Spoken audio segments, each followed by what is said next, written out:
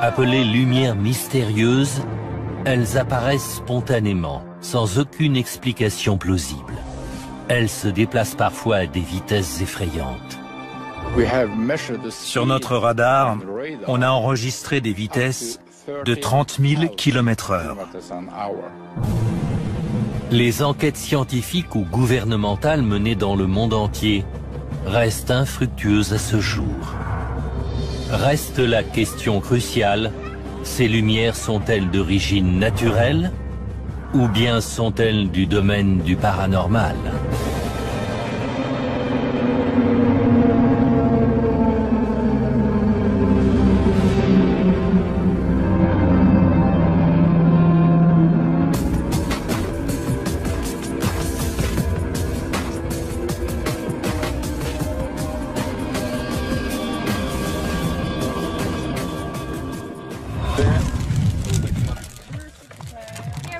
Boulder, Colorado, 2006.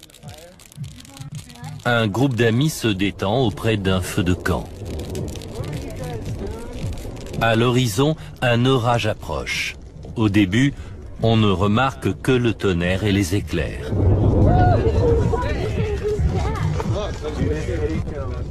Puis une chose étrange apparaît dans le ciel. Ce n'est pas un avion et rien n'explique sa présence. Mais les scientifiques ont donné un nom à ce phénomène. Ils les appellent lumières mystérieuses. Des phénomènes semblables ont déjà été recensés dans de nombreux endroits retirés des États-Unis, comme à Marfa au Texas. C'est un des lieux les plus connus en Amérique pour ses étranges apparitions de lumières mystérieuses. Chaque année, des milliers de touristes font le déplacement dans cette région désertique pour observer ce phénomène de leurs propres yeux. Cette région désertique est peu habitée et aucune des sources de pollution lumineuse ne peut être à l'origine de ces apparitions. Ces lumières sont des objets volants non identifiés dans le vrai sens du terme. On a vu des lumières, aucun doute là-dessus. Au début, on ne savait pas trop ce que c'était, mais en tout cas, ça faisait comme des lumières qui bondissaient à l'horizon.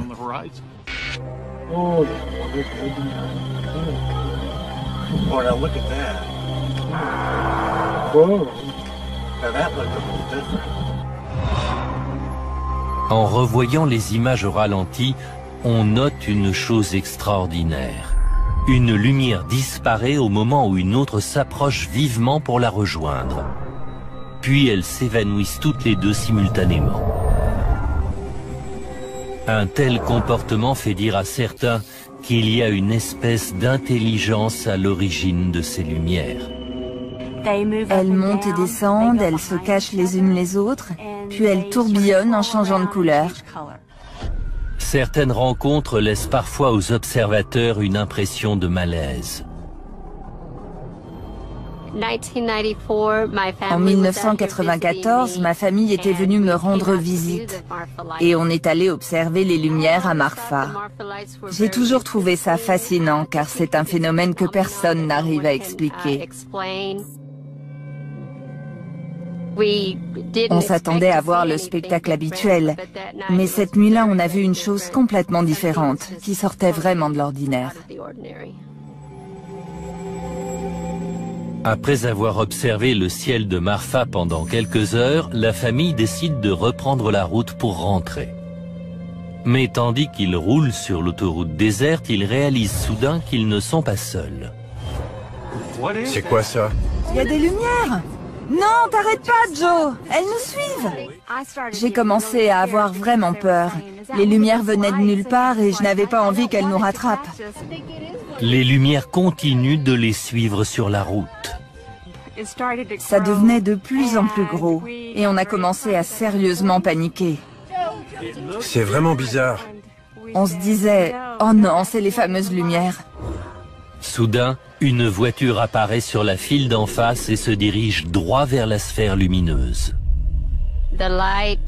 Et là, on aurait dit que la lumière avait compris le danger qui l'attendait.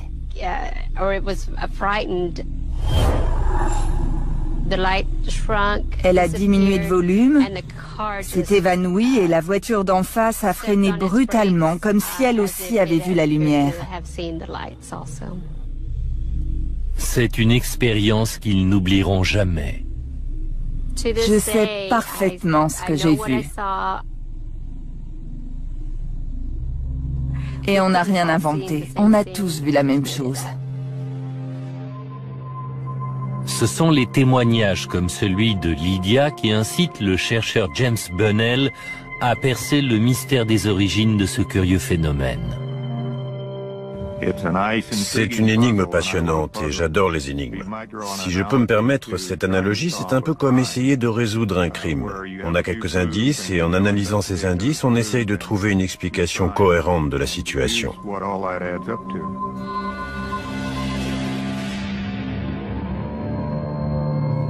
Ancien ingénieur aérospatial à la NASA, James Bunnell possède des compétences bien utiles pour étudier les lumières mystérieuses. Il a construit lui-même ses stations d'observation autonomes afin de détecter les éventuels phénomènes aériens de la région. Les caméras se déclenchent automatiquement à la nuit tombée et transmettent les images à un appareil d'enregistrement numérique. Elles lui ont déjà fourni d'étranges images, telles que cet étonnant halo de lumière à l'horizon. Une nuit, j'ai compté jusqu'à 5 sources de lumière qui étaient plus grosses et plus lumineuses que toutes celles que j'avais croisées jusqu'ici. Elles semblaient liées à l'activité électrique qu'il y avait cette nuit-là, car c'était une nuit très orageuse. Au début, il y avait juste 2 petites lumières. Elles ont brillé un moment, puis ont disparu, et une troisième est alors apparue en formant une espèce de halo lumineux. Ce halo devait mesurer 1,5 km de large et 1 km de haut. Le halo illumine le ciel comme les lumières d'une ville, sauf qu'il n'y a que le désert alentour. Et malgré toutes les données que James Bunnell a récoltées, il n'a toujours pas trouvé d'explication rationnelle à la présence des lumières de Marfa. Il a pourtant une théorie, selon laquelle elles seraient provoquées par quelque chose venant de notre planète. Je pense que les lumières sont le résultat d'un processus chimique. Sa théorie s'appuie sur des preuves apportées par les photographies qu'il a prises. Sur certaines de mes photos, on remarque des espèces de résidus tangibles. C'est-à-dire que l'on voit la lumière se désagréger et former des traînées comme si elle perdait de l'énergie. Et parfois on voit même ces particules dégringoler vers le sol. James Bunnell a parlé à des témoins qui déclarent avoir même touché ces résidus. Des gens se promenaient une nuit sur une route de campagne et ils ont vu quelques-unes de ces lumières mystérieuses voler au-dessus d'eux. Une de ces lumières semblait ralentir et perdre de l'altitude. Elle a fini par atterrir sur le sol à côté d'eux et un des témoins affirme qu'il a réussi à toucher un de ces résidus du bout des doigts. Et c'était comme un résidu tangible. Si la lumière mystérieuse est composée d'un cocktail chimique particulier, alors elle risque de laisser derrière elle une empreinte spectrale qui nous renseignerait sur sa composition exacte. Chaque lumière possède sa propre signature spectrale. Comme vous le savez, la lumière est constituée de radiation. Et la lumière blanche est une combinaison de toutes ces radiations. Et quand on étudie une lumière spéciale, comme par exemple celle de la vapeur de sodium, quand le sodium est à l'état de plasma, il a des caractéristiques très distinctives. Pour observer ces caractéristiques, James Bunnell utilise un appareil scientifique appelé spectromètre. Cet arc-en-ciel représente le spectre de la lumière visible. Différents éléments ne reflètent qu'une portion du spectre, représentée par ces raies verticales. En analysant la signature spectrale d'une lumière, on peut découvrir quelle est sa composition en comparant les spectres de divers éléments chimiques. La nuit tombe sur Marfa.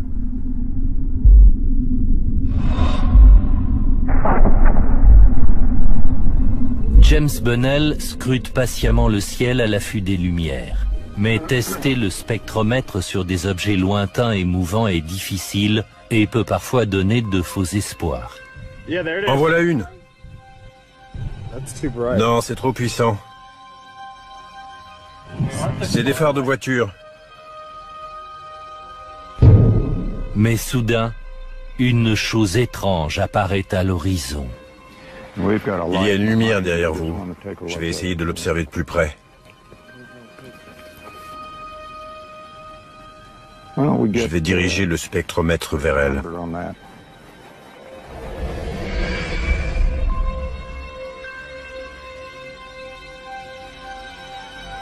Après quelques observations, la lumière disparaît.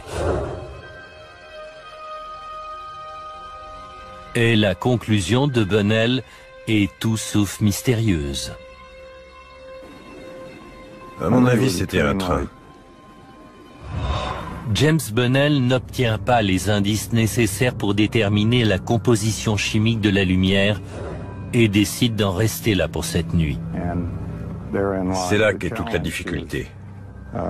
Être là au bon moment, quand les choses se passent.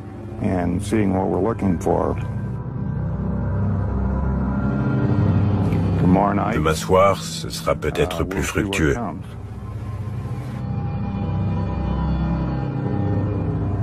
Mais Bunnell ne se décourage pas et poursuit inlassablement sa quête.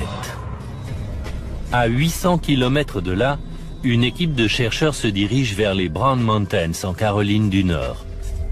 Ici, beaucoup de gens pensent que les lumières sont d'origine paranormale.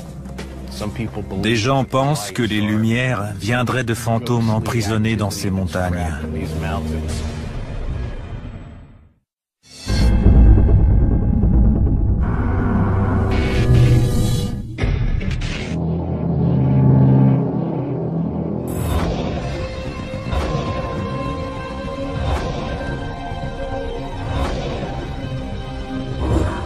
Joshua Warren, écrivain et enquêteur dans le domaine paranormal, étudie les lumières mystérieuses des Brown Mountains en Caroline du Nord depuis des années.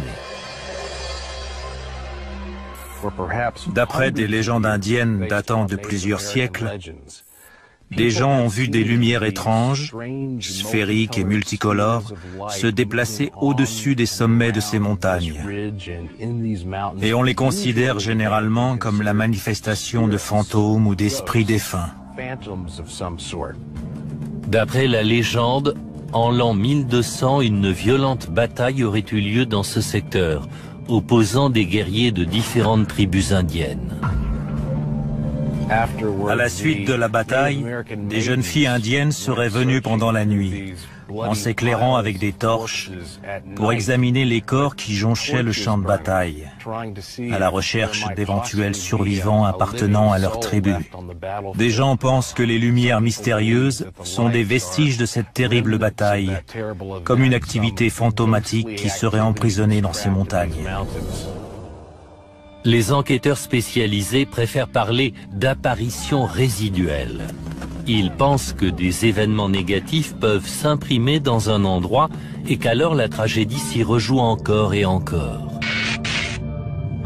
Mais Joshua Warren est bien décidé à éclaircir le mystère de ces lumières. Pour l'assister dans sa tâche, il s'est entouré d'une équipe d'enquêteurs expérimentés dans le domaine du paranormal. Ils utiliseront tout un arsenal d'appareils afin de récolter le plus d'informations possible. Tu en es où? C'est bon pour la vision nocturne? Dean Warsing dirige le groupe chargé de la vision nocturne, primordial pour observer le phénomène. L'appareil photo est amovible et peut se fixer où on veut. Les jumelles de vision nocturne permettent de zoomer sur n'importe quelle lumière. Et pour les contacts radio, on sera sur quelle fréquence? 18? Brian Irish est l'un des plus grands spécialistes des images de l'équipe. Il a déjà enregistré le phénomène. En 2000, il a capté ces images de lumière dansant sur les flancs de la montagne. On a apporté un compteur Geiger qui détecte les rayons X, bêta et gamma. Mika Hanks surveillera le compteur Geiger pour détecter les signes de radioactivité dans la zone. La présence de radioactivité serait un indice précieux pour découvrir la nature des lumières. On va pouvoir balayer l'intégralité du spectre ce soir. Et avec le détecteur de champs électromagnétiques, on devrait avoir une analyse assez complète. Plus on sera nombreux pour observer, mieux ce sera. Chris McCollum sera en charge des détecteurs de champs électromagnétiques. Les enquêteurs pensent que les épaisses couches de granit de la zone montagneuse pourraient créer d'importants champs magnétiques à l'origine des lumières. Bonjour John, bienvenue. Le géologue John Connor se joint à l'équipe comme consultant. Quelles sont les particularités physiques de ces montagnes qui seraient susceptibles d'expliquer l'apparition de ces étranges phénomènes? Le terrain ici est principalement granitique. Et par conséquent, il y a une concentration élevée de quartz. Les lumières viennent peut-être d'un effet physio-électrique, car quand le quartz est sous pression, il peut émettre une décharge électrique, un peu comme l'allume-gaz de votre cuisinière. Cette réaction pourrait s'appliquer ici. Ok les gars, au boulot.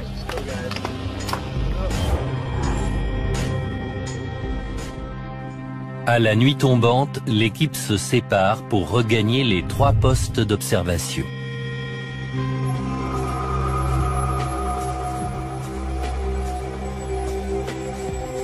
Le poste numéro 1 est situé sur un promontoire sur le versant gauche des Brown Mountains.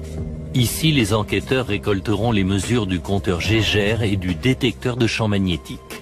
Le poste numéro 2 a un rôle stratégique et se concentrera sur la vision nocturne pour repérer les lumières.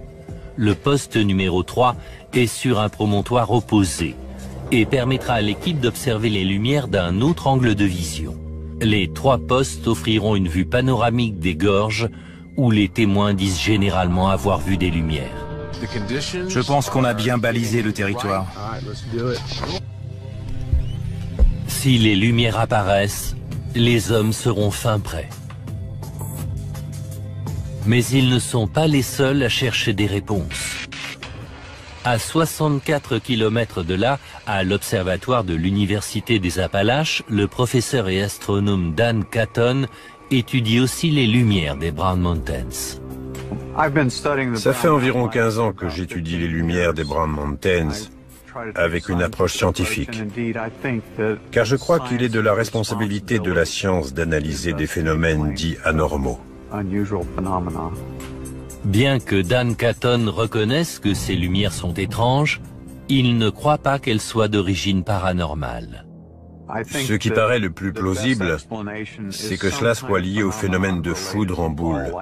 La foudre en boule est un phénomène assez rare, qu'on observe parfois par temps orageux. La foudre en boule présente une sphère de gaz qui brille, vole, vient de nulle part et disparaît. On ignore comment la nature procède, mais il y a eu tellement de témoignages oculaires du phénomène que c'est vraisemblablement un fait réel.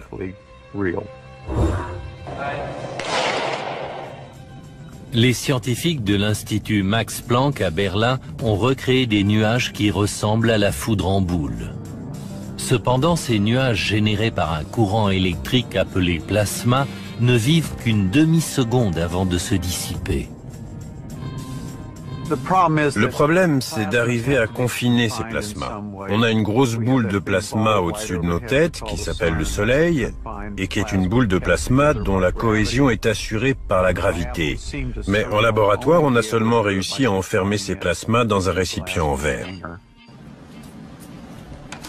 Pour illustrer son propos, le professeur Catton va réaliser une expérience très simple avec un four à micro-ondes classique.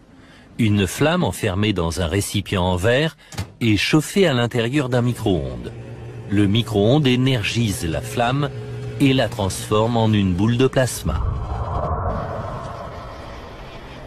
Mais Joshua Warren et son équipe à Brown Mountains pensent que le phénomène a une source bien plus mystérieuse.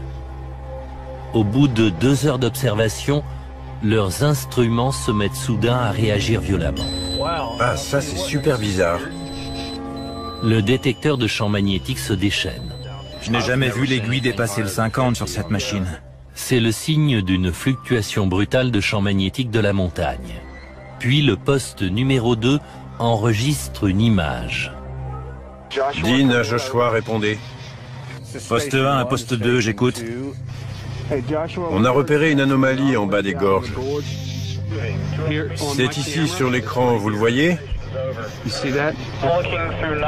Juste au-dessus de mon doigt. Si c'était un feu, on verrait de la fumée avec cet appareil. Le poste 3 a également remarqué une anomalie. Warren arrive pour constater par lui-même. Bon, très bien. Je vais pointer le laser dans la direction de Josh. Ils utilisent un rayon laser pour repérer l'anomalie. Ok, je l'ai. Joshua Warren zoome sur la lumière afin de récolter quelques indices. Les lumières mystérieuses semblent bien décidées à se manifester ce soir. On va l'enregistrer avec la caméra thermique. Si c'est un feu de camp, on le verra tout de suite. C'est bon, je l'ai. La caméra thermique n'a pas l'air de réagir, ce que ferait un feu à moins qu'il soit trop loin pour qu'on le capte. L'équipe utilise un thermomètre à longue portée pour voir si un feu est à l'origine de la lumière. Ça indique 59, 60. C'est froid. C'est beaucoup plus froid que l'environnement immédiat. Soudain, une lumière bleue apparaît au loin. T'as vu ça, Josh? Je ne comprends pas du tout ce que c'est. C'est quoi d'après toi? C'est bizarre. Elle apparaît bleue en vision nocturne. C'est peut-être un reflet de quelque chose. C'est quoi ce truc? Poste 1, à vous. Il y a juste une minute, Dean a capté et enregistré sur sa caméra une forme lumineuse de couleur bleutée. On essaie de voir si ça ne viendrait pas d'un laser quelconque. Est-ce que vous avez utilisé un rayon laser ou une source de lumière quelconque? Non, on n'a utilisé aucune source de lumière récemment. Regarde, j'ai l'impression que ça recommence.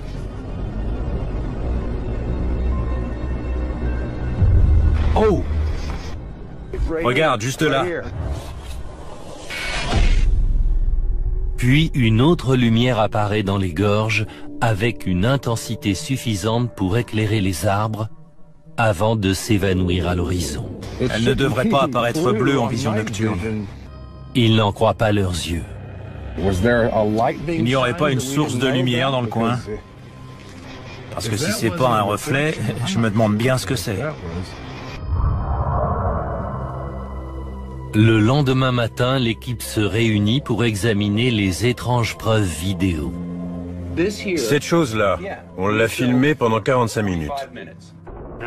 Rien de tout cela n'était visible à part avec les jumelles de vision nocturne. Ça indique 59, 60. C'est froid, c'est beaucoup plus froid que l'environnement immédiat. Si c'était un feu, on aurait dû avoir une mesure élevée de température, mais au contraire, c'était carrément froid. J'ai pas l'impression que quelqu'un maniait une torche à ce moment-là, et vous? Non. C'est plus subtil que ça. Oui, c'est autre chose. C'est dément. L'équipe s'interroge sur les propriétés physiques de l'objet. Si les points sombres sont bien les arbres, ça veut dire que ça se déplace vite. Oui, regardez ça. Oui, ça se déplace rapidement. On dirait que la lumière va vers l'horizon, plutôt qu'elle ne s'élève.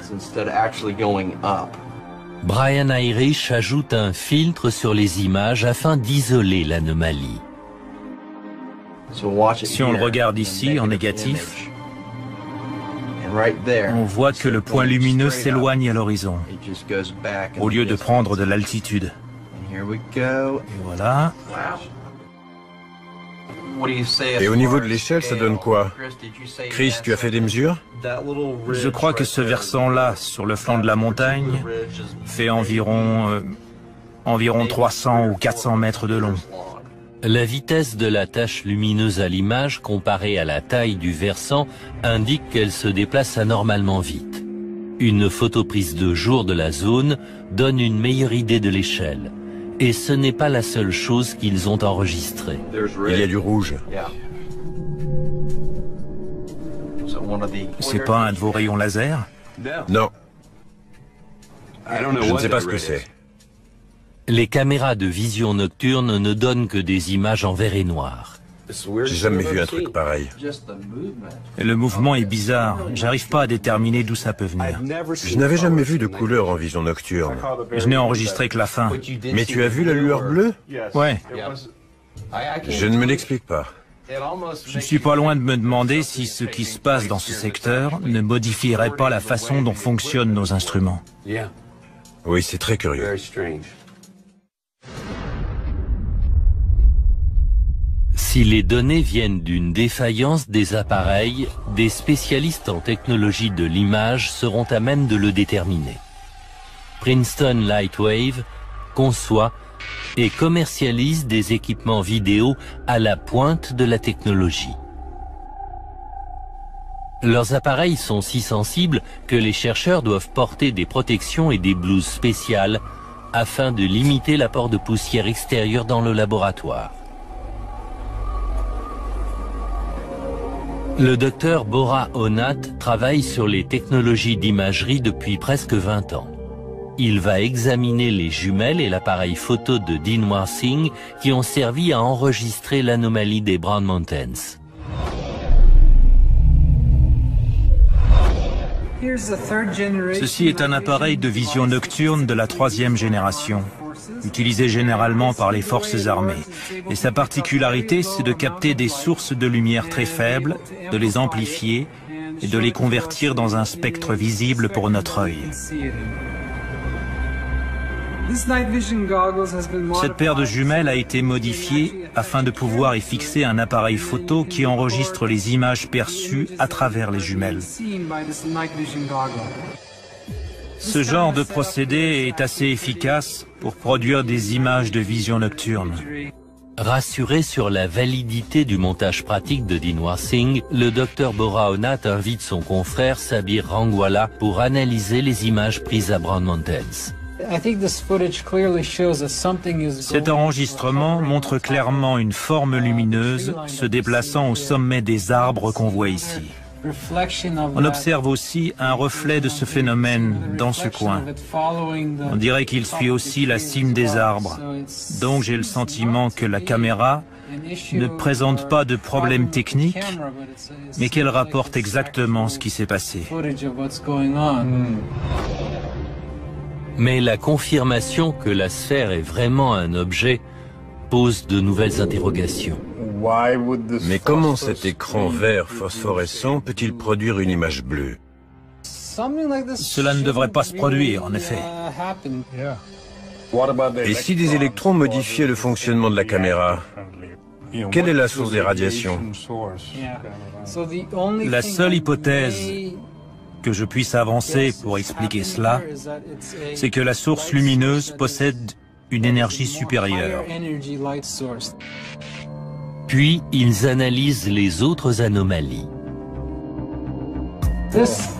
Cette tache verte ici semble venir de dessous les arbres, comme si la source venait d'un feu de camp ou d'une lampe torche peut-être. Ils pensent aussi pouvoir expliquer la lumière rouge. Est-ce qu'il y a une LED sur la caméra numérique? Je crois que sur la caméra, il y a un système autofocus. Et en général, les autofocus s'accompagnent de ce genre d'ampoule. Donc, en effet, c'est peut-être tout simplement le reflet de l'autofocus enclenché. Cependant, la lueur bleue continue de les intriguer. Le docteur Bora Onat se rend au service recherche et développement du laboratoire pour tenter de reproduire la lueur bleue enregistrée par les jumelles de vision nocturne de Dinh Singh. On a ici un dispositif de monochromateur qui va en gros contrôler la lumière que nous allons envoyer sur l'appareil à vision nocturne. La lumière va passer à travers cette fibre optique jusqu'à notre installation expérimentale.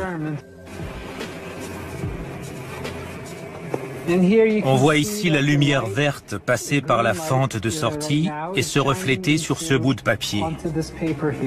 Et en fait, on reproduit le mécanisme qui a été utilisé cette nuit-là dans les Brown Mountains. Si nous réussissons à reproduire la lueur bleue grâce à ce dispositif, nous pourrons déterminer la longueur d'onde de la lumière qui a été enregistrée cette nuit-là par la caméra à vision nocturne. Le docteur Bora Onat observe l'écran LCD de la caméra pour voir si la lumière devient bleue, tandis que ses collègues isolent les différentes longueurs d'onde de la lumière visible.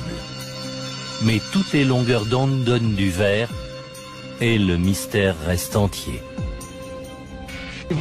On a testé toutes les longueurs d'onde du spectre, de l'ultraviolet à l'infrarouge, et on n'a pas réussi à obtenir de lumière bleue.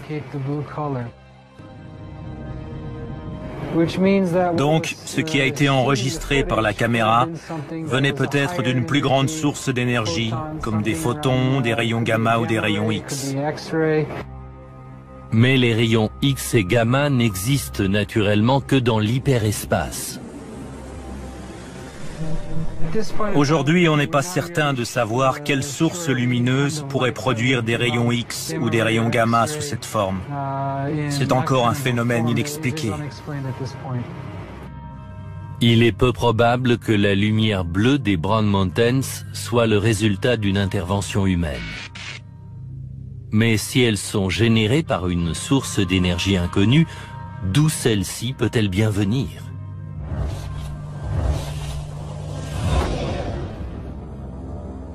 Le chercheur de la NASA, Friedemann Freund, pense avoir une réponse. Le docteur Friedemann Freund étudie les lumières mystérieuses, comme celle qui est apparue juste avant le séisme dévastateur de Kobe au Japon en 1995. C'est une photographie qui a d'abord attiré son attention. Une demi-heure avant le séisme, un nuage s'est formé en partant du sol, un peu comme un entonnoir de tornade. Et il s'est élevé dans les airs comme si c'était la fumée d'un feu. Et c'est sans doute le signe avant-coureur d'une lumière qui serait venue du centre de la Terre et qui aurait traversé la croûte terrestre.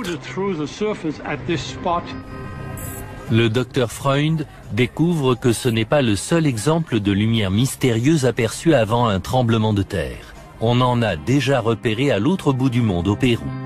Des témoins ont enregistré cet étrange phénomène lumineux à l'horizon, juste après le séisme. Et cette photographie a été prise au milieu de la nuit durant le séisme de Matsushiro au Japon en 1966. Il y a tellement d'exemples dans la littérature de l'Antiquité à nos jours, de témoignages de gens qui ont observé ces phénomènes, qu'on est bien obligé de les prendre au sérieux. Le docteur Freund pense que ces phénomènes lumineux sont liés à une activité sismique et lors de ses recherches, il fait une étrange découverte.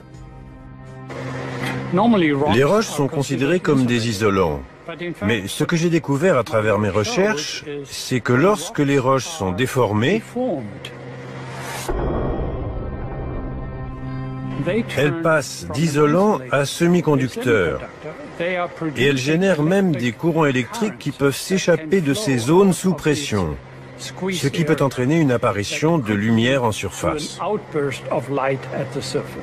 Le docteur Freund réalise bientôt que même une activité sismique normale peut engendrer des effets lumineux. Et il s'attache à valider sa théorie. Cette large dalle de granit représente la croûte terrestre. Et le but est de faire passer le courant à travers la roche. Le docteur Freund mesurera le courant électrique grâce à un fil conducteur.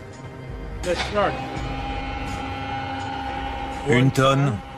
La presse compresse le granit avec une force incroyable. 4 tonnes. 7 tonnes et demie. Elle reproduit les forces qui s'exercent sous la surface de la Terre. 12 tonnes.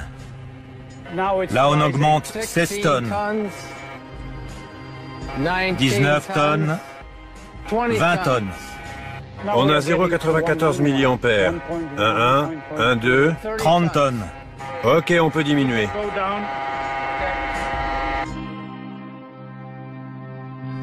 Comme prévu, les forces exercées sur la dalle de granit engendrent une activité électrique à l'intérieur de la roche, la transformant en une espèce de pile. On suppose que c'est ce qui se passe dans la nature. Lors de la friction des failles, l'air est ionisé. Il se met alors à briller, comme le fait un gaz dans un tube fluorescent. À des milliers de kilomètres de là, dans une vallée retirée de Norvège, des scientifiques pensent aussi que ces lumières mystérieuses pourraient provenir d'une source d'énergie inconnue. Ces lumières se déplacent d'ailleurs à une vitesse étonnante. Certaines touchent même le sol.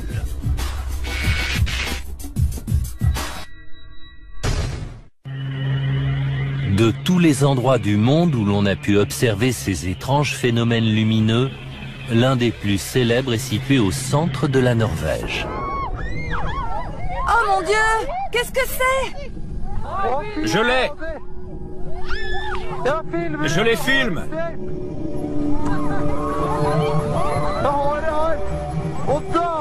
Elle se décompose! Une équipe de chercheurs et de scientifiques d'universités du monde entier étudie les lumières de Hesdalen depuis plus de 20 ans. La première fois que j'ai vu ça, c'était en 1982, le 25 septembre 82. Je me souviens de la date. Imaginez que vous êtes en pleine nature et soudain une énorme lumière apparaît dans le ciel. J'ai été vraiment impressionné. Fasciné par cette étrange rencontre avec les lumières, Erling Strand contacte le département de recherche de son université. Pourquoi vous ne faites rien? Quand il découvre que personne ne fait de recherche sur cet étrange phénomène, il décide de le faire lui-même.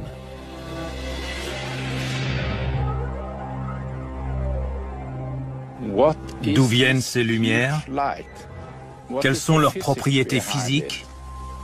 Elles doivent bien venir d'une énergie quelconque. Alors laquelle? Est-ce une énergie naturelle?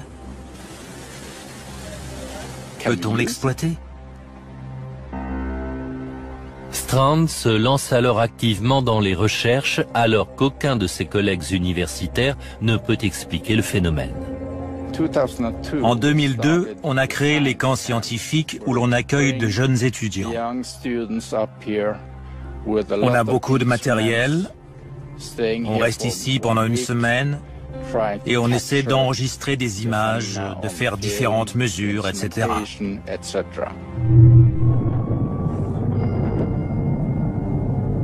Ici, les lumières mystérieuses font une apparition aussi soudaine qu'impressionnante. Là! Là! Je l'ai, je fais un zoom dessus. Il y en a deux! Il y en a deux! Là, elle réapparaît.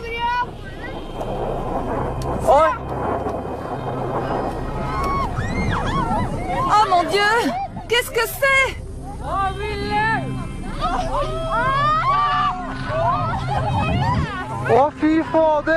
Je l'ai! Je les filme!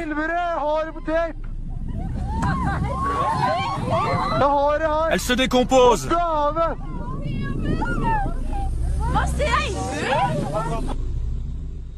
On a fait beaucoup de mesures, on a récolté beaucoup de données, beaucoup d'infos.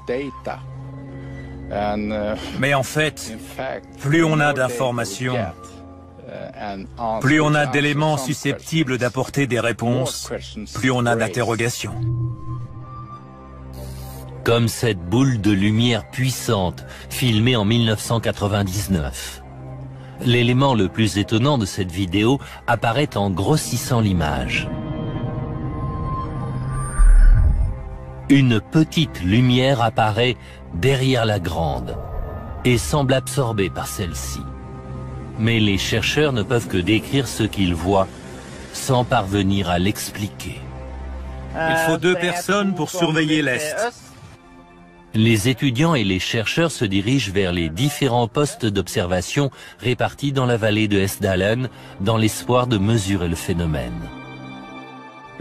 On a mesuré des longueurs de 3 mètres, 5 mètres, et ces lumières sont capables d'illuminer le sol pendant des heures. Lumière à 50 degrés au-dessus de l'horizon. Puis il remarque quelque chose d'inattendu juste sous l'endroit où apparaissent les lumières. On a remarqué des traces sur le sol, dans la neige. Mais la neige n'avait pas fondu. Donc, il n'y avait pas eu de dégagement de chaleur. On a fait des prélèvements de la neige pour chercher d'éventuelles bactéries. Dans la neige prélevée autour, il y avait les bactéries normales, mais à l'intérieur de l'empreinte elle-même, les bactéries étaient mortes. Cela prouverait que la lumière agit sur l'environnement de manière étrange. Mais là encore, les explications ne sont que des hypothèses.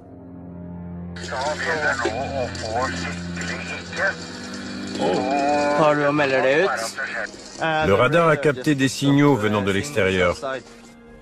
En 1986, les chercheurs de la vallée de Hessdalen filment cette lumière se déplaçant dans le ciel d'une manière jamais vue sur Terre.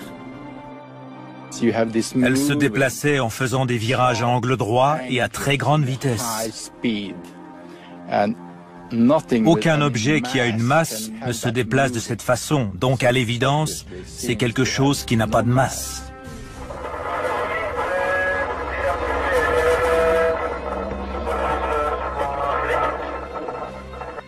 Le radar a réagi très fortement, comme s'il avait détecté un objet solide. Seulement, on ne voit d'objet nulle part.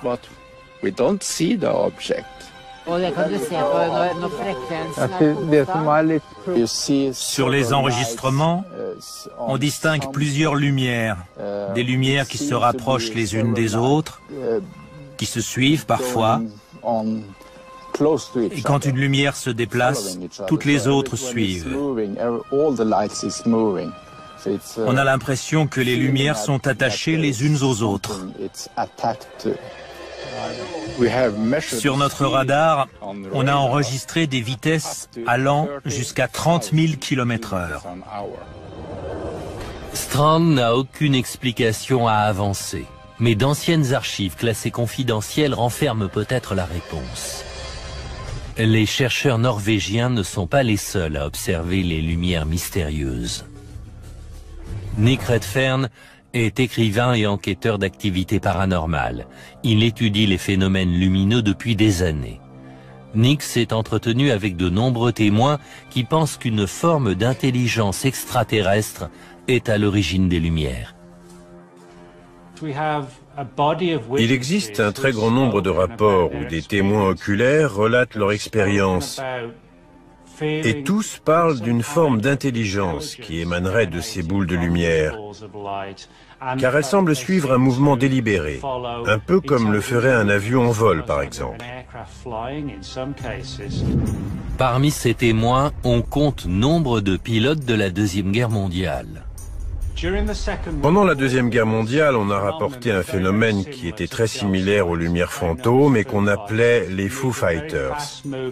C'était des boules de lumière très rapides qui prenaient en chasse les avions américains, allemands, anglais ou japonais. Et chaque nation pensait qu'il s'agissait d'une arme secrète de l'ennemi, mais ce n'était bien sûr pas le cas. Et l'un des aspects communs entre ces types de lumières, c'est qu'elles semblaient douées d'intelligence. Elles ne volaient pas de façon aléatoire. Elles semblaient pourchasser les avions au point que certains pilotes essayaient de les abattre. Alors que certains pilotes appelés lumières mystérieuses Elles apparaissent spontanément, sans aucune explication plausible. Elles se déplacent parfois à des vitesses effrayantes. Sur notre radar, on a enregistré des vitesses de 30 000 km/h. Les enquêtes scientifiques ou gouvernementales menées dans le monde entier restent infructueuses à ce jour. Reste la question cruciale, ces lumières sont-elles d'origine naturelle ou bien sont-elles du domaine du paranormal ?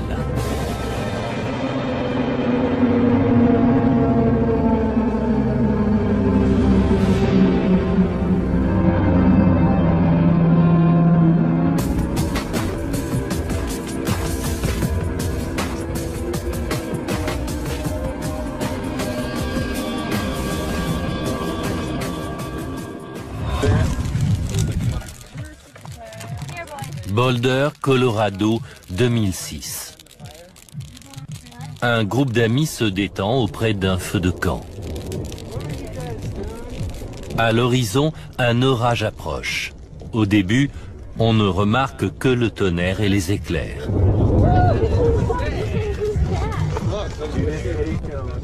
Puis une chose étrange apparaît dans le ciel. Ce n'est pas un avion et rien n'explique sa présence. Mais les scientifiques ont donné un nom à ce phénomène. Ils les appellent lumières mystérieuses. Des phénomènes semblables ont déjà été recensés dans de nombreux endroits retirés des États-Unis, comme à Marfa au Texas. C'est un des lieux les plus connus en Amérique pour ses étranges apparitions de lumières mystérieuses. Chaque année, des milliers de touristes font le déplacement dans cette région désertique pour observer ce phénomène de leurs propres yeux. Cette région désertique est peu habitée et aucune des sources de pollution lumineuse ne peut être à l'origine de ces apparitions. Ces lumières sont des objets volants non identifiés dans le vrai sens du terme. On a vu des lumières, aucun doute là-dessus. Au début, on ne savait pas trop ce que c'était, mais en tout cas, ça faisait comme des lumières qui bondissaient à l'horizon.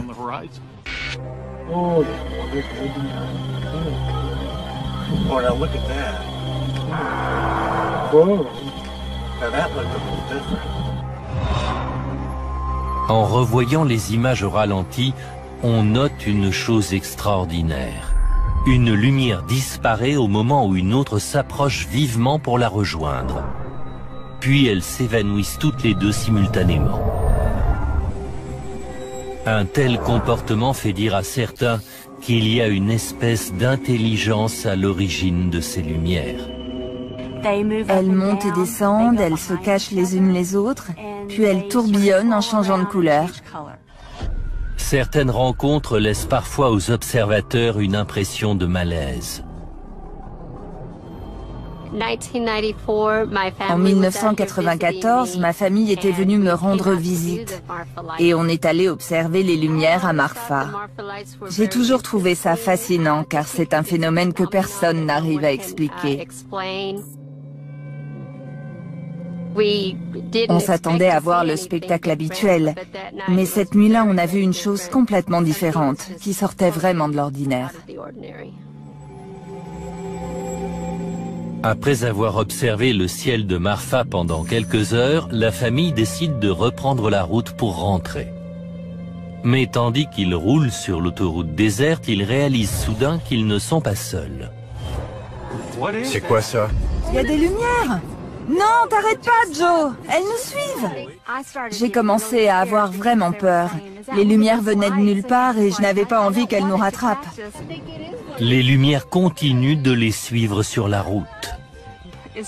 Ça devenait de plus en plus gros et on a commencé à sérieusement paniquer. C'est vraiment bizarre. On se disait, oh non, c'est les fameuses lumières. Soudain, une voiture apparaît sur la file d'en face et se dirige droit vers la sphère lumineuse. Et là, on aurait dit que la lumière avait compris le danger qui l'attendait.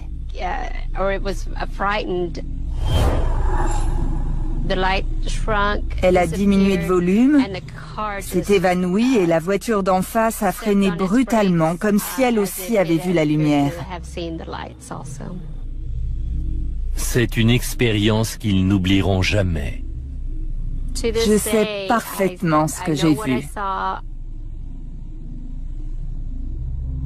Et on n'a rien inventé. On a tous vu la même chose. Ce sont les témoignages comme celui de Lydia qui incitent le chercheur James Bunnell à percer le mystère des origines de ce curieux phénomène. C'est une énigme passionnante et j'adore les énigmes. Si je peux me permettre cette analogie, c'est un peu comme essayer de résoudre un crime. On a quelques indices et en analysant ces indices, on essaye de trouver une explication cohérente de la situation.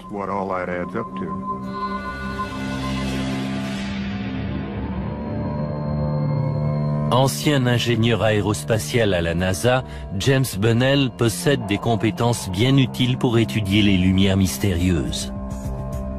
Il a construit lui-même ses stations d'observation autonomes afin de détecter les éventuels phénomènes aériens de la région. Les caméras se déclenchent automatiquement à la nuit tombée et transmettent les images à un appareil d'enregistrement numérique. Elles lui ont déjà fourni d'étranges images, telles que cet étonnant halo de lumière à l'horizon. Une nuit, j'ai compté jusqu'à 5 sources de lumière qui étaient plus grosses et plus lumineuses que toutes celles que j'avais croisées jusqu'ici. Elles semblaient liées à l'activité électrique qu'il y avait cette nuit-là, car c'était une nuit très orageuse. Au début, il y avait juste 2 petites lumières. Elles ont brillé un moment, puis ont disparu, et une troisième est alors apparue en formant une espèce de halo lumineux. Ce halo devait mesurer 1,5 km de large et 1 km de haut. Le halo illumine le ciel comme les lumières d'une ville, sauf qu'il n'y a que le désert alentour. Et malgré toutes les données que James Bunnell a récoltées, il n'a toujours pas trouvé d'explication rationnelle à la présence des lumières de Marfa. Il a pourtant une théorie, selon laquelle elles seraient provoquées par quelque chose venant de notre planète. Je pense que les lumières sont le résultat d'un processus chimique. Sa théorie s'appuie sur des preuves apportées par les photographies qu'il a prises. Sur certaines de mes photos, on remarque des espèces de résidus tangibles. C'est-à-dire que l'on voit la lumière se désagréger et former des traînées comme si elle perdait de l'énergie. Et parfois on voit même ces particules dégringoler vers le sol. James Bunnell a parlé à des témoins qui déclarent avoir même touché ces résidus. Des gens se promenaient une nuit sur une route de campagne et ils ont vu quelques-unes de ces lumières mystérieuses voler au-dessus d'eux.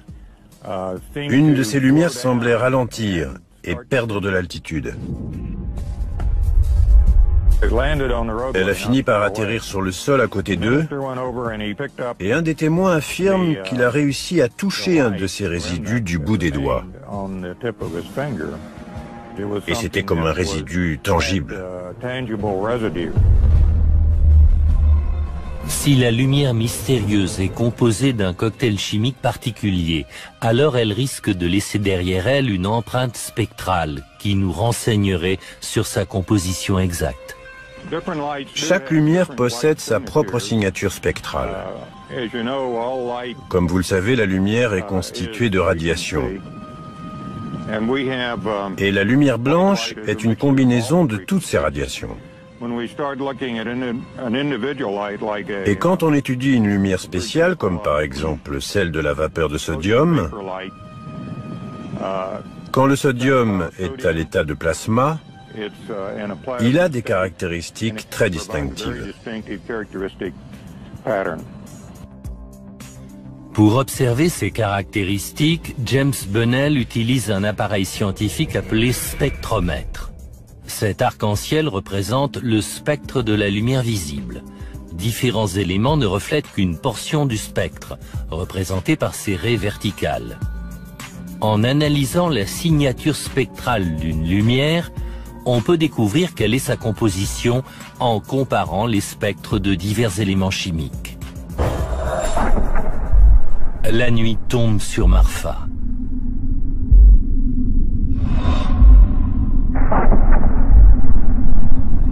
James Bunnell scrute patiemment le ciel à l'affût des lumières. Mais tester le spectromètre sur des objets lointains et mouvants est difficile et peut parfois donner de faux espoirs. En voilà une. Non, c'est trop puissant. C'est des phares de voiture. Mais soudain, une chose étrange apparaît à l'horizon. Il y a une lumière derrière vous. Je vais essayer de l'observer de plus près. Je vais diriger le spectromètre vers elle.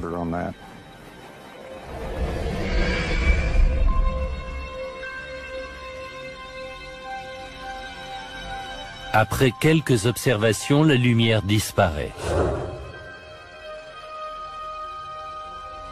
Et la conclusion de Bunnell est tout sauf mystérieuse. À mon avis, c'était un train. James Bunnell n'obtient pas les indices nécessaires pour déterminer la composition chimique de la lumière et décide d'en rester là pour cette nuit. C'est là qu'est toute la difficulté. Être là au bon moment, quand les choses se passent.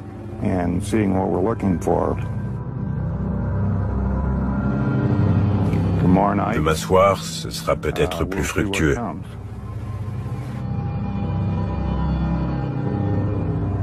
Mais Bunnell ne se décourage pas et poursuit inlassablement sa quête. À 800 km de là, une équipe de chercheurs se dirige vers les Brown Mountains en Caroline du Nord. Ici, beaucoup de gens pensent que les lumières sont d'origine paranormale. Des gens pensent que les lumières viendraient de fantômes emprisonnés dans ces montagnes.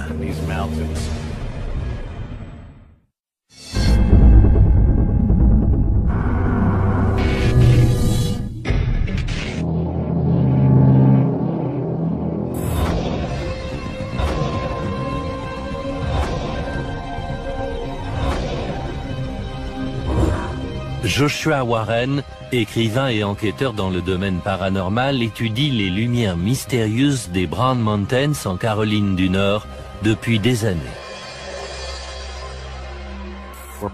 D'après des légendes indiennes datant de plusieurs siècles, des gens ont vu des lumières étranges, sphériques et multicolores, se déplacer au-dessus des sommets de ces montagnes. Et on les considère généralement comme la manifestation de fantômes ou d'esprits défunts. D'après la légende, en l'an 1200, une violente bataille aurait eu lieu dans ce secteur, opposant des guerriers de différentes tribus indiennes. À la suite de la bataille, des jeunes filles indiennes seraient venues pendant la nuit, en s'éclairant avec des torches, pour examiner les corps qui jonchaient le champ de bataille, à la recherche d'éventuels survivants appartenant à leur tribu. Des gens pensent que les lumières mystérieuses sont des vestiges de cette terrible bataille, comme une activité fantomatique qui serait emprisonnée dans ces montagnes. Les enquêteurs spécialisés préfèrent parler d'apparitions résiduelles.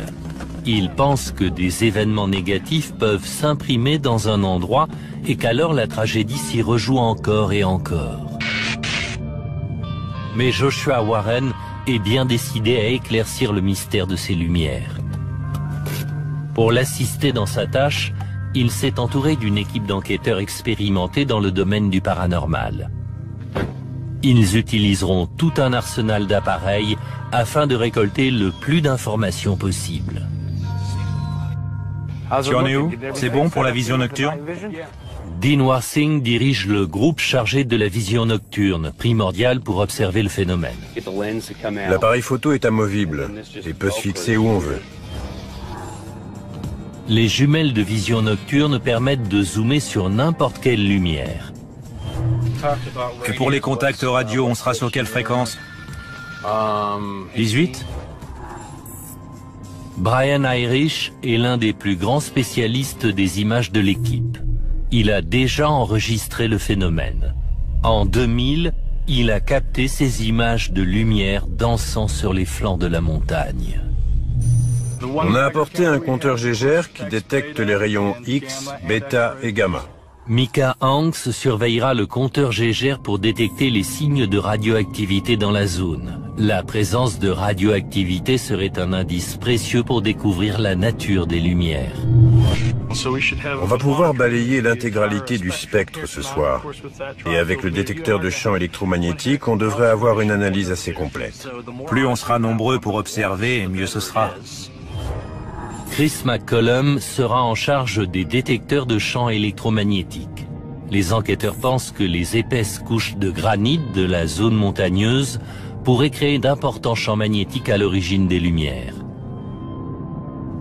Bonjour John, bienvenue. Le géologue John Connor se joint à l'équipe comme consultant. Quelles sont les particularités physiques de ces montagnes qui seraient susceptibles d'expliquer l'apparition de ces étranges phénomènes? Le terrain ici est principalement granitique. Et par conséquent, il y a une concentration élevée de quartz. Les lumières viennent peut-être d'un effet physio-électrique, car quand le quartz est sous pression, il peut émettre une décharge électrique, un peu comme l'allume-gaz de votre cuisinière. Cette réaction pourrait s'appliquer ici. Ok les gars, au boulot.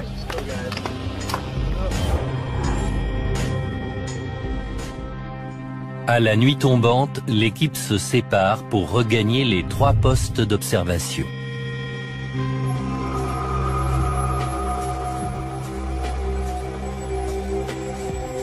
Le poste numéro 1 est situé sur un promontoire sur le versant gauche des Brown Mountains.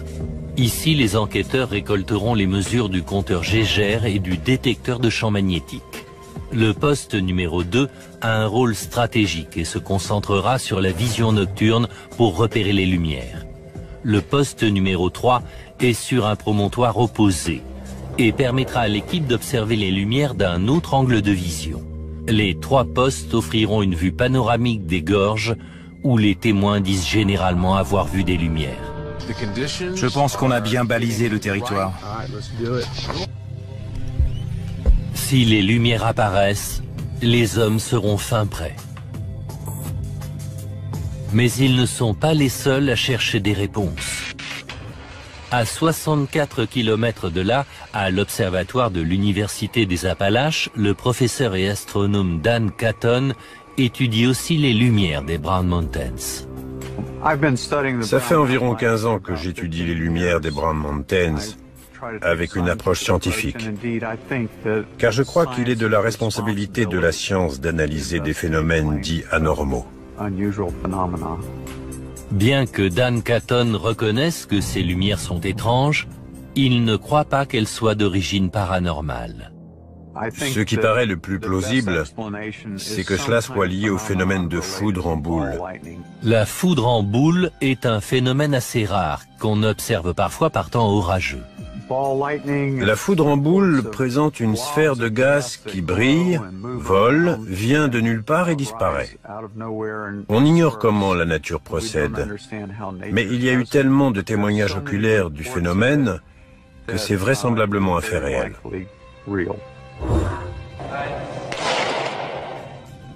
Les scientifiques de l'Institut Max Planck à Berlin ont recréé des nuages qui ressemblent à la foudre en boule. Cependant, ces nuages générés par un courant électrique appelé plasma ne vivent qu'une demi-seconde avant de se dissiper. Le problème, c'est d'arriver à confiner ces plasmas. On a une grosse boule de plasma au-dessus de nos têtes qui s'appelle le Soleil et qui est une boule de plasma dont la cohésion est assurée par la gravité. Mais en laboratoire, on a seulement réussi à enfermer ces plasmas dans un récipient en verre. Pour illustrer son propos, le professeur Catton va réaliser une expérience très simple avec un four à micro-ondes classique.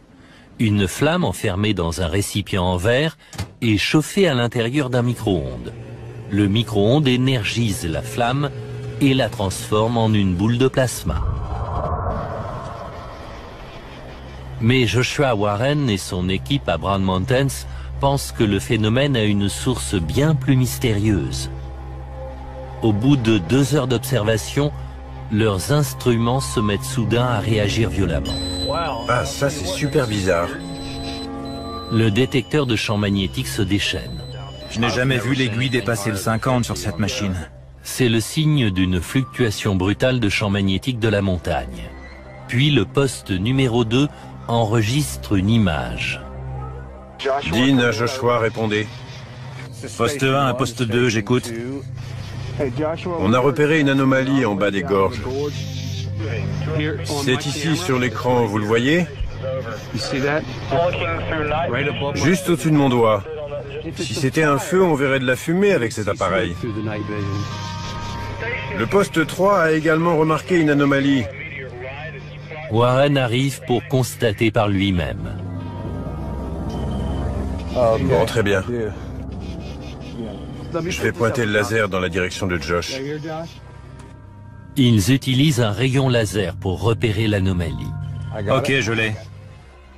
Joshua Warren zoome sur la lumière afin de récolter quelques indices. Les lumières mystérieuses semblent bien décidées à se manifester ce soir. On va l'enregistrer avec la caméra thermique. Si c'est un feu de camp, on le verra tout de suite. C'est bon, je l'ai. La caméra thermique n'a pas l'air de réagir, ce que ferait un feu, à moins qu'il soit trop loin pour qu'on le capte. L'équipe utilise un thermomètre à longue portée pour voir si un feu est à l'origine de la lumière. Ça indique 59, 60. C'est froid. C'est beaucoup plus froid que l'environnement immédiat. Soudain, une lumière bleue apparaît au loin. T'as vu ça, Josh? Je ne comprends pas du tout ce que c'est. C'est quoi d'après toi? C'est bizarre. Elle apparaît bleue en vision nocturne. C'est peut-être un reflet de quelque chose. C'est quoi ce truc? Poste 1, à vous. Il y a juste une minute, Dean a capté et enregistré sur sa caméra une forme lumineuse de couleur bleutée. On essaie de voir si ça ne viendrait pas d'un laser quelconque. Est-ce que vous avez utilisé un rayon laser ou une source de lumière quelconque? Non, on n'a utilisé aucune source de lumière récemment. Regarde, j'ai l'impression que ça recommence.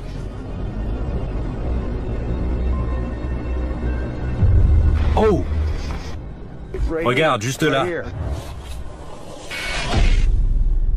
Puis une autre lumière apparaît dans les gorges avec une intensité suffisante pour éclairer les arbres avant de s'évanouir à l'horizon. Elle ne devrait pas apparaître bleue en vision nocturne. Ils n'en croient pas leurs yeux. Il n'y aurait pas une source de lumière dans le coin? Parce que si c'est pas un reflet, je me demande bien ce que c'est. Le lendemain matin, l'équipe se réunit pour examiner les étranges preuves vidéo. Cette chose-là, on l'a filmée pendant 45 minutes.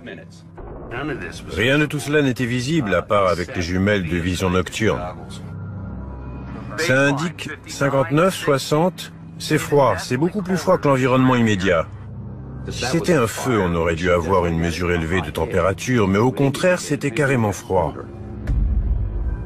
J'ai pas l'impression que quelqu'un maniait une torche à ce moment-là, et vous? Non. C'est plus subtil que ça. Oui, c'est autre chose. C'est dément. L'équipe s'interroge sur les propriétés physiques de l'objet. Si les points sombres sont bien les arbres, ça veut dire que ça se déplace vite. Oui, regardez ça. Oui, ça se déplace rapidement. On dirait que la lumière va vers l'horizon, plutôt qu'elle ne s'élève. Brian Irish ajoute un filtre sur les images afin d'isoler l'anomalie. Si on le regarde ici, en négatif, on voit que le point lumineux s'éloigne à l'horizon, au lieu de prendre de l'altitude. Et voilà. Et au niveau de l'échelle, ça donne quoi? Chris, tu as fait des mesures? Je crois que ce versant-là, sur le flanc de la montagne, fait environ 300 ou 400 mètres de long. La vitesse de la tache lumineuse à l'image comparée à la taille du versant indique qu'elle se déplace anormalement vite. Une photo prise de jour de la zone donne une meilleure idée de l'échelle. Et ce n'est pas la seule chose qu'ils ont enregistrée. Il y a du rouge. C'est pas un de vos rayons laser? Non. Je ne sais pas ce que c'est. Les caméras de vision nocturne ne donnent que des images en vert et noir. J'ai jamais vu un truc pareil. Et le mouvement est bizarre. J'arrive pas à déterminer d'où ça peut venir. Je n'avais jamais vu de couleur en vision nocturne. Je n'ai enregistré que la fin. Mais tu as vu la lueur bleue? Ouais. Je ne me l'explique pas. Je suis pas loin de me demander si ce qui se passe dans ce secteur ne modifierait pas la façon dont fonctionnent nos instruments. Oui, c'est très curieux.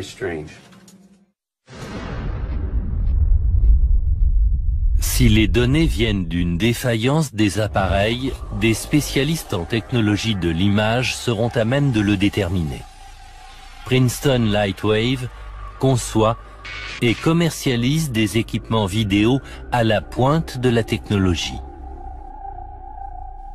Leurs appareils sont si sensibles que les chercheurs doivent porter des protections et des blouses spéciales afin de limiter l'apport de poussière extérieure dans le laboratoire. Le docteur Bora Onat travaille sur les technologies d'imagerie depuis presque 20 ans.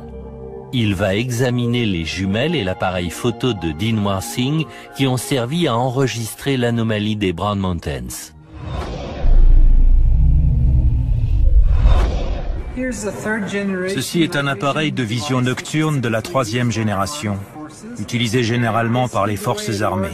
Et sa particularité, c'est de capter des sources de lumière très faibles, de les amplifier et de les convertir dans un spectre visible pour notre œil. Cette paire de jumelles a été modifiée afin de pouvoir y fixer un appareil photo qui enregistre les images perçues à travers les jumelles. Ce genre de procédé est assez efficace pour produire des images de vision nocturne. Rassuré sur la validité du montage pratique de Dinwar Singh, le docteur Bora Onat invite son confrère Sabir Rangwala pour analyser les images prises à Brown Mountains. Cet enregistrement montre clairement une forme lumineuse se déplaçant au sommet des arbres qu'on voit ici. On observe aussi un reflet de ce phénomène dans ce coin. On dirait qu'il suit aussi la cime des arbres. Donc j'ai le sentiment que la caméra ne présente pas de problème technique, mais qu'elle rapporte exactement ce qui s'est passé. Mais la confirmation que la sphère est vraiment un objet pose de nouvelles interrogations. Mais comment cet écran vert phosphorescent peut-il produire une image bleue? Cela ne devrait pas se produire, en effet. Et si des électrons modifiaient le fonctionnement de la caméra? Quelle est la source des radiations? La seule hypothèse que je puisse avancer pour expliquer cela, c'est que la source lumineuse possède une énergie supérieure. Puis, ils analysent les autres anomalies. Cette tache verte ici semble venir de dessous les arbres, comme si la source venait d'un feu de camp ou d'une lampe torche peut-être. Ils pensent aussi pouvoir expliquer la lumière rouge. Est-ce qu'il y a une LED sur la caméra numérique? Je crois que sur la caméra, il y a un système autofocus. Et en général, les autofocus s'accompagnent de ce genre d'ampoule. Donc en effet, c'est peut-être tout simplement le reflet de l'autofocus enclenché. Cependant, la lueur bleue continue de les intriguer. Le docteur Bora Onat se rend au service recherche et développement du laboratoire pour tenter de reproduire la lueur bleue enregistrée par les jumelles de vision nocturne de Dinwar Singh. On a ici un dispositif de monochromateur qui va en gros contrôler la lumière que nous allons envoyer sur l'appareil à vision nocturne. La lumière va passer à travers cette fibre optique jusqu'à notre installation expérimentale. On voit ici la lumière verte passer par la fente de sortie et se refléter sur ce bout de papier. Et en fait, on reproduit le mécanisme qui a été utilisé cette nuit-là dans les Brown Mountains. Si nous réussissons à reproduire la lueur bleue grâce à ce dispositif, nous pourrons déterminer la longueur d'onde de la lumière qui a été enregistrée cette nuit-là par la caméra à vision nocturne. Le docteur Bora Onat observe l'écran LCD de la caméra pour voir si la lumière devient bleue, tandis que ses collègues isolent les différentes longueurs d'onde de la lumière visible. Mais toutes les longueurs d'onde donnent du vert et le mystère reste entier. On a testé toutes les longueurs d'onde du spectre, de l'ultraviolet à l'infrarouge, et on n'a pas réussi à obtenir de lumière bleue. Donc, ce qui a été enregistré par la caméra venait peut-être d'une plus grande source d'énergie, comme des photons, des rayons gamma ou des rayons X. Mais les rayons X et gamma n'existent naturellement que dans l'hyperespace. Aujourd'hui, on n'est pas certain de savoir quelle source lumineuse pourrait produire des rayons X ou des rayons gamma sous cette forme. C'est encore un phénomène inexpliqué. Il est peu probable que la lumière bleue des Brown Mountains soit le résultat d'une intervention humaine. Mais si elles sont générées par une source d'énergie inconnue, d'où celle-ci peut-elle bien venir ?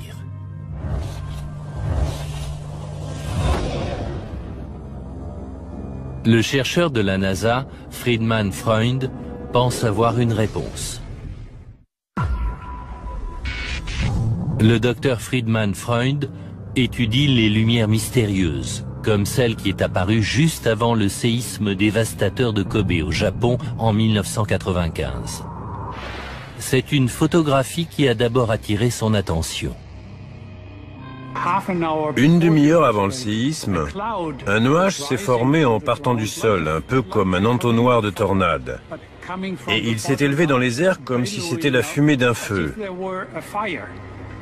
Et c'est sans doute le signe avant-coureur d'une lumière qui serait venue du centre de la Terre et qui aurait traversé la croûte terrestre. Le docteur Freund découvre que ce n'est pas le seul exemple de lumière mystérieuse aperçue avant un tremblement de terre. On en a déjà repéré à l'autre bout du monde, au Pérou. Des témoins ont enregistré cet étrange phénomène lumineux à l'horizon, juste après le séisme. Et cette photographie a été prise au milieu de la nuit durant le séisme de Matsushiro au Japon en 1966. Il y a tellement d'exemples dans la littérature de l'Antiquité à nos jours, de témoignages de gens qui ont observé ces phénomènes, qu'on est bien obligé de les prendre au sérieux.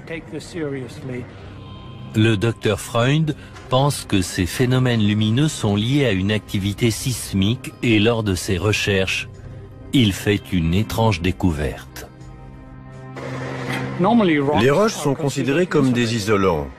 Mais ce que j'ai découvert à travers mes recherches, c'est que lorsque les roches sont déformées, elles passent d'isolants à semi-conducteurs. Et elles génèrent même des courants électriques qui peuvent s'échapper de ces zones sous pression, ce qui peut entraîner une apparition de lumière en surface. Le docteur Freund réalise bientôt que même une activité sismique normale peut engendrer des effets lumineux. Et il s'attache à valider sa théorie. Cette large dalle de granit représente la croûte terrestre. Et le but est de faire passer le courant à travers la roche. Le docteur Freund mesurera le courant électrique grâce à un fil conducteur. 1 tonne. La presse compresse le granit avec une force incroyable. 4 tonnes. 7 tonnes et demie. Elle reproduit les forces qui s'exercent sous la surface de la Terre. 12 tonnes. Là, on augmente 16 tonnes. 19 tonnes. 20 tonnes. On a 0,94 milliampères. 1,1, 1,2. 30 tonnes. Ok, on peut diminuer.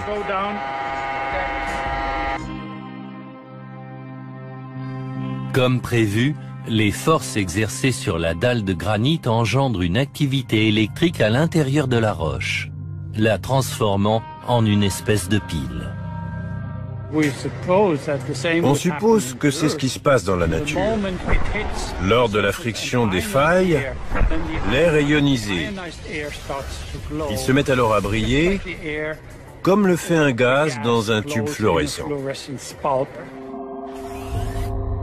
À des milliers de kilomètres de là, dans une vallée retirée de Norvège, des scientifiques pensent aussi que ces lumières mystérieuses pourraient provenir d'une source d'énergie inconnue. Ces lumières se déplacent d'ailleurs à une vitesse étonnante. Certaines touchent même le sol.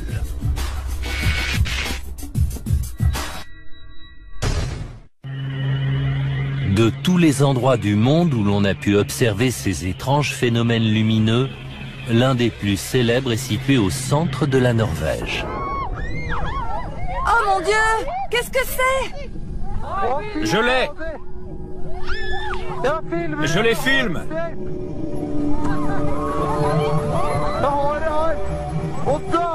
Elle se décompose! Une équipe de chercheurs et de scientifiques d'universités du monde entier étudie les lumières de Hesdalen depuis plus de 20 ans.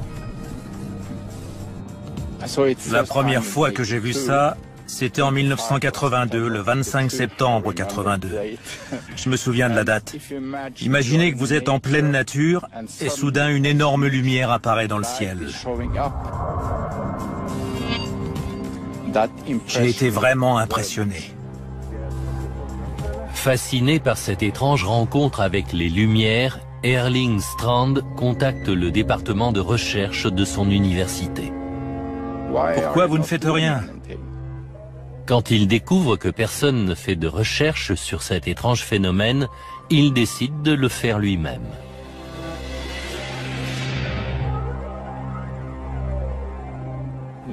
D'où viennent ces lumières? Quelles sont leurs propriétés physiques? Elles doivent bien venir d'une énergie quelconque.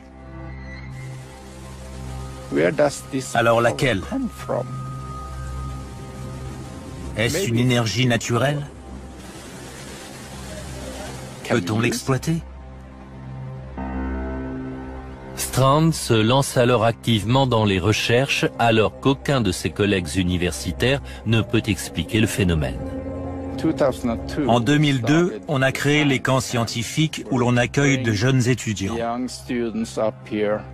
On a beaucoup de matériel, on reste ici pendant une semaine et on essaie d'enregistrer des images, de faire différentes mesures, etc.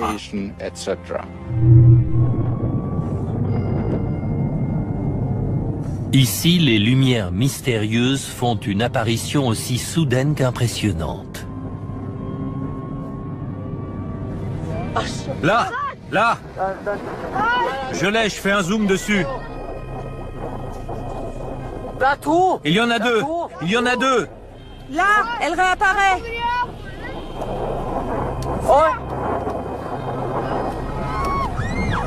Oh mon Dieu!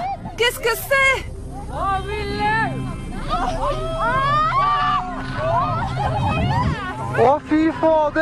Je l'ai! Je les filme!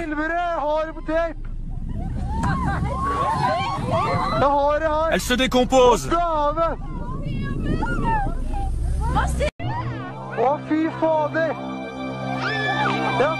Appelées lumières mystérieuses, elles apparaissent spontanément, sans aucune explication plausible. Elles se déplacent parfois à des vitesses effrayantes. Sur notre radar, on a enregistré des vitesses de 30 000 km/h. Les enquêtes scientifiques ou gouvernementales menées dans le monde entier restent infructueuses à ce jour. Reste la question cruciale, ces lumières sont-elles d'origine naturelle ou bien sont-elles du domaine du paranormal ?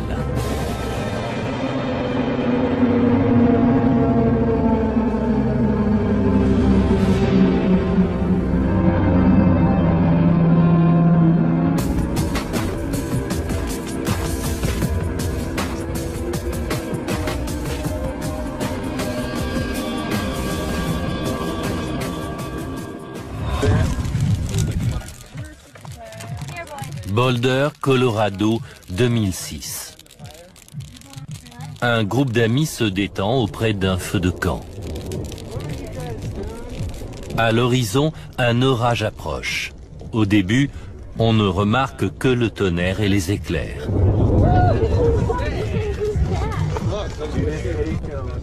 Puis une chose étrange apparaît dans le ciel. Ce n'est pas un avion et rien n'explique sa présence. Mais les scientifiques ont donné un nom à ce phénomène. Ils les appellent lumières mystérieuses. Des phénomènes semblables ont déjà été recensés dans de nombreux endroits retirés des États-Unis, comme à Marfa au Texas. C'est un des lieux les plus connus en Amérique pour ses étranges apparitions de lumières mystérieuses. Chaque année, des milliers de touristes font le déplacement dans cette région désertique pour observer ce phénomène de leurs propres yeux. Cette région désertique est peu habitée et aucune des sources de pollution lumineuse ne peut être à l'origine de ces apparitions.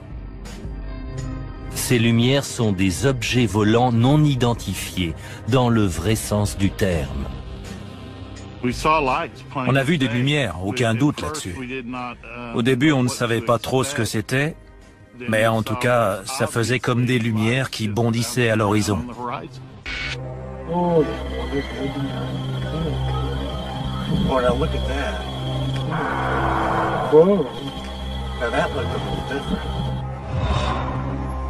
En revoyant les images au ralenti, on note une chose extraordinaire.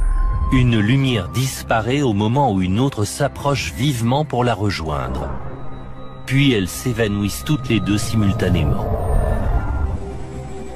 Un tel comportement fait dire à certains qu'il y a une espèce d'intelligence à l'origine de ces lumières. Elles montent et descendent, elles se cachent les unes les autres, puis elles tourbillonnent en changeant de couleur. Certaines rencontres laissent parfois aux observateurs une impression de malaise. En 1994, ma famille était venue me rendre visite et on est allé observer les lumières à Marfa. J'ai toujours trouvé ça fascinant car c'est un phénomène que personne n'arrive à expliquer. On s'attendait à voir le spectacle habituel, mais cette nuit-là, on a vu une chose complètement différente, qui sortait vraiment de l'ordinaire.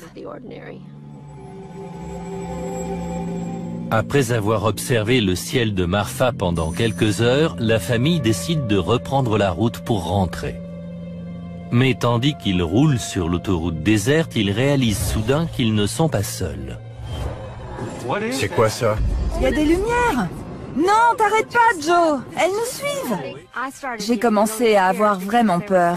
Les lumières venaient de nulle part et je n'avais pas envie qu'elles nous rattrapent. Les lumières continuent de les suivre sur la route. Ça devenait de plus en plus gros et on a commencé à sérieusement paniquer. C'est vraiment bizarre. On se disait, oh non, c'est les fameuses lumières. Soudain, une voiture apparaît sur la file d'en face et se dirige droit vers la sphère lumineuse. Et là, on aurait dit que la lumière avait compris le danger qui l'attendait.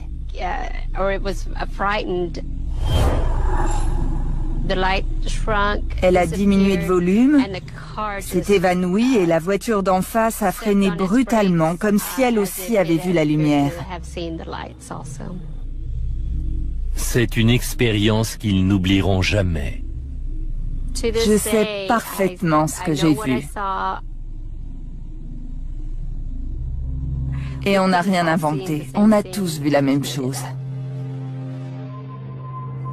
Ce sont les témoignages comme celui de Lydia qui incitent le chercheur James Bunnell à percer le mystère des origines de ce curieux phénomène. C'est une énigme passionnante et j'adore les énigmes. Si je peux me permettre cette analogie, c'est un peu comme essayer de résoudre un crime. On a quelques indices et en analysant ces indices, on essaye de trouver une explication cohérente de la situation.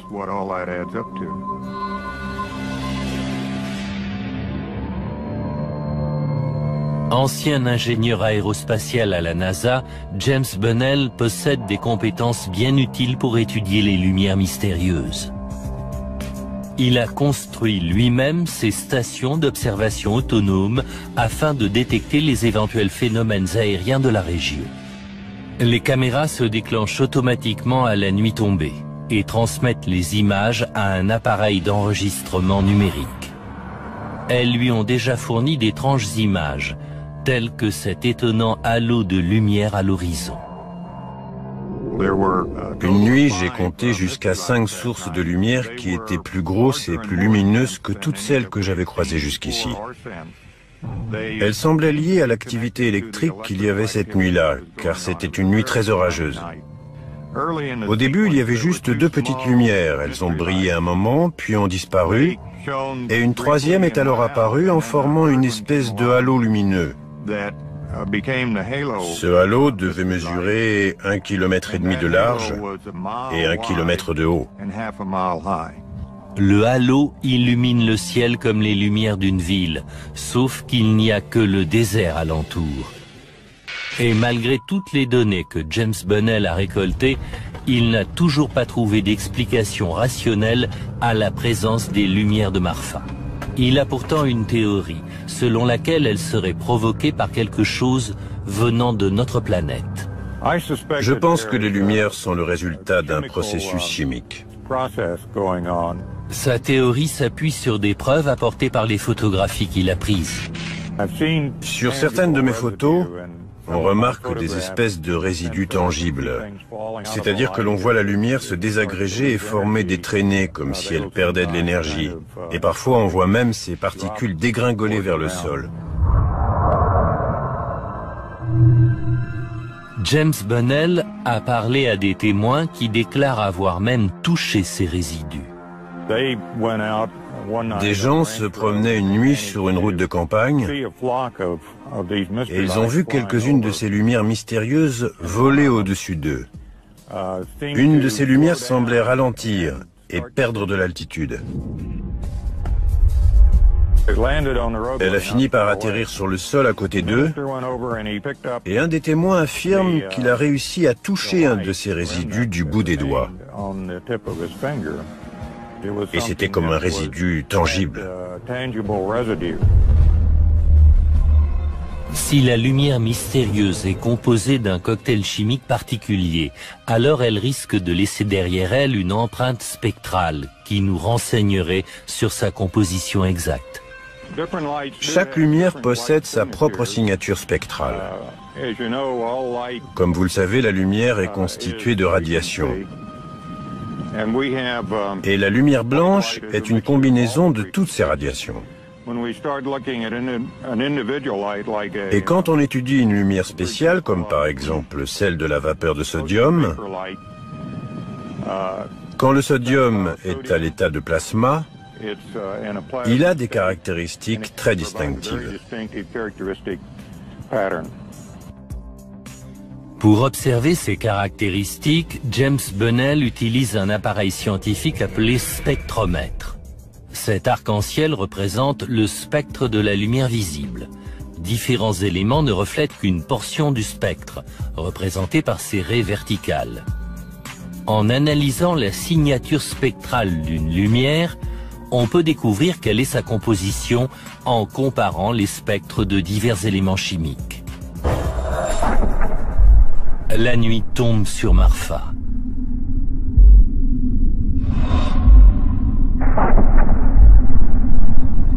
James Bunnell scrute patiemment le ciel à l'affût des lumières. Mais tester le spectromètre sur des objets lointains et mouvants est difficile et peut parfois donner de faux espoirs. En voilà une. Non, c'est trop puissant. C'est des phares de voiture. Mais soudain, une chose étrange apparaît à l'horizon. Il y a une lumière derrière vous. Je vais essayer de l'observer de plus près. Je vais diriger le spectromètre vers elle.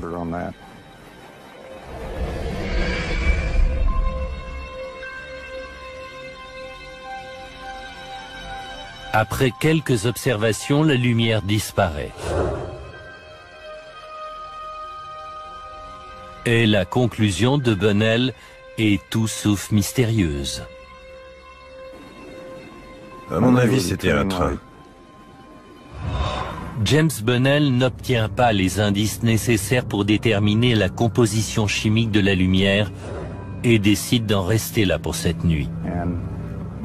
C'est là qu'est toute la difficulté. Être là au bon moment, quand les choses se passent.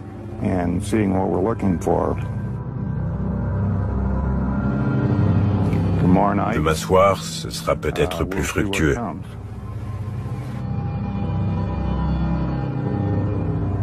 Mais Bunnell ne se décourage pas et poursuit inlassablement sa quête. À 800 km de là, une équipe de chercheurs se dirige vers les Brown Mountains en Caroline du Nord. Ici, beaucoup de gens pensent que les lumières sont d'origine paranormale. Des gens pensent que les lumières viendraient de fantômes emprisonnés dans ces montagnes.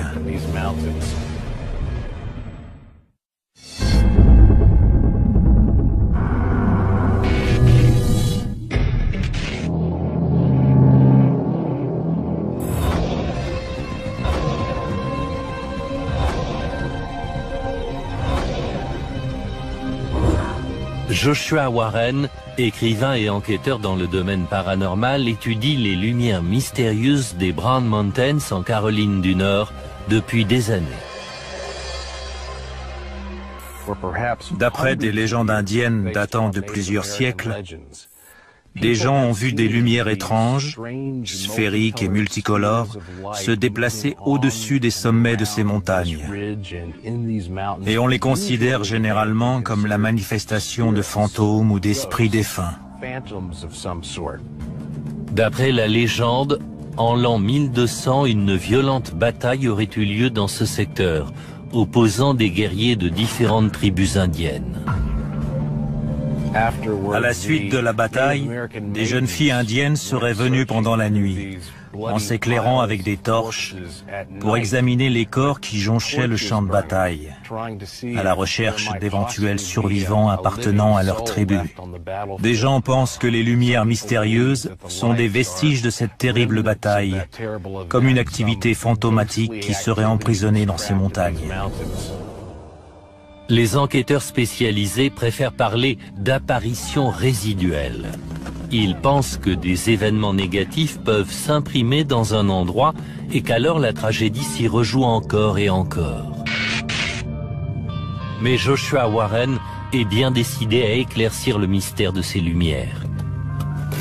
Pour l'assister dans sa tâche, il s'est entouré d'une équipe d'enquêteurs expérimentés dans le domaine du paranormal. Ils utiliseront tout un arsenal d'appareils afin de récolter le plus d'informations possible. Tu en es où? C'est bon pour la vision nocturne? Dean Warsing dirige le groupe chargé de la vision nocturne, primordial pour observer le phénomène. L'appareil photo est amovible et peut se fixer où on veut. Les jumelles de vision nocturne permettent de zoomer sur n'importe quelle lumière. Et pour les contacts radio, on sera sur quelle fréquence? 18? Brian Irish est l'un des plus grands spécialistes des images de l'équipe. Il a déjà enregistré le phénomène. En 2000, il a capté ces images de lumière dansant sur les flancs de la montagne. On a apporté un compteur Geiger qui détecte les rayons X, bêta et gamma. Mika Hanks surveillera le compteur Geiger pour détecter les signes de radioactivité dans la zone. La présence de radioactivité serait un indice précieux pour découvrir la nature des lumières. On va pouvoir balayer l'intégralité du spectre ce soir. Et avec le détecteur de champs électromagnétiques, on devrait avoir une analyse assez complète. Plus on sera nombreux pour observer, mieux ce sera. Chris McCollum sera en charge des détecteurs de champs électromagnétiques. Les enquêteurs pensent que les épaisses couches de granit de la zone montagneuse pourraient créer d'importants champs magnétiques à l'origine des lumières. Bonjour John, bienvenue. Le géologue John Connor se joint à l'équipe comme consultant.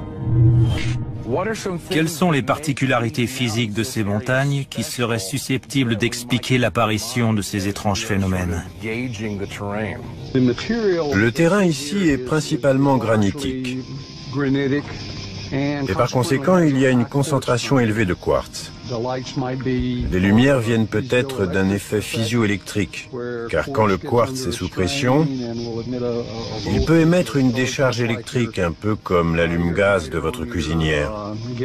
Cette réaction pourrait s'appliquer ici. Ok les gars, au boulot.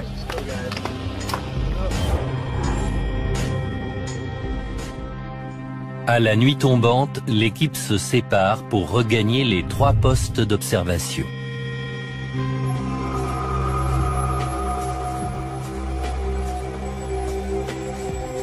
Le poste numéro 1 est situé sur un promontoire sur le versant gauche des Brown Mountains.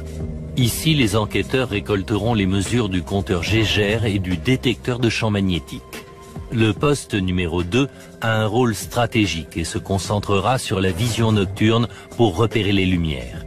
Le poste numéro 3 est sur un promontoire opposé et permettra à l'équipe d'observer les lumières d'un autre angle de vision. Les 3 postes offriront une vue panoramique des gorges où les témoins disent généralement avoir vu des lumières. Je pense qu'on a bien balisé le territoire. Si les lumières apparaissent, les hommes seront fin prêts. Mais ils ne sont pas les seuls à chercher des réponses. À 64 km de là, à l'observatoire de l'Université des Appalaches, le professeur et astronome Dan Catton étudie aussi les lumières des Brown Mountains. Ça fait environ 15 ans que j'étudie les lumières des Brown Mountains avec une approche scientifique, car je crois qu'il est de la responsabilité de la science d'analyser des phénomènes dits anormaux. Bien que Dan Catton reconnaisse que ces lumières sont étranges, il ne croit pas qu'elles soient d'origine paranormale. Ce qui paraît le plus plausible, c'est que cela soit lié au phénomène de foudre en boule. La foudre en boule est un phénomène assez rare qu'on observe parfois par temps orageux. La foudre en boule présente une sphère de gaz qui brille, vole, vient de nulle part et disparaît. On ignore comment la nature procède, mais il y a eu tellement de témoignages oculaires du phénomène que c'est vraisemblablement un fait réel.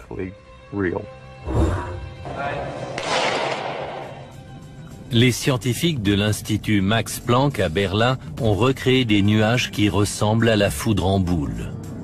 Cependant, ces nuages générés par un courant électrique appelé plasma ne vivent qu'une demi-seconde avant de se dissiper.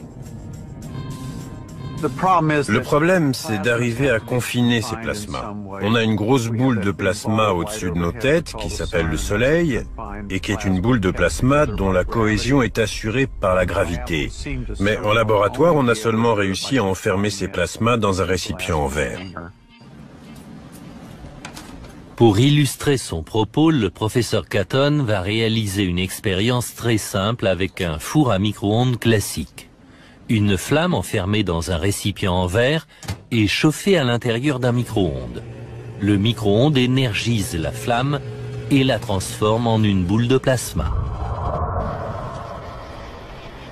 Mais Joshua Warren et son équipe à Brown Mountains pensent que le phénomène a une source bien plus mystérieuse. Au bout de 2 heures d'observation, leurs instruments se mettent soudain à réagir violemment. Ah, ça c'est super bizarre. Le détecteur de champs magnétiques se déchaîne. Je n'ai jamais vu l'aiguille dépasser le 50 sur cette machine. C'est le signe d'une fluctuation brutale de champs magnétiques de la montagne. Puis le poste numéro 2 enregistre une image. Dean à Joshua, répondez. Poste 1 à poste 2, j'écoute. On a repéré une anomalie en bas des gorges. C'est ici sur l'écran, vous le voyez? Juste au-dessus de mon doigt. Si c'était un feu, on verrait de la fumée avec cet appareil. Le poste 3 a également remarqué une anomalie. Warren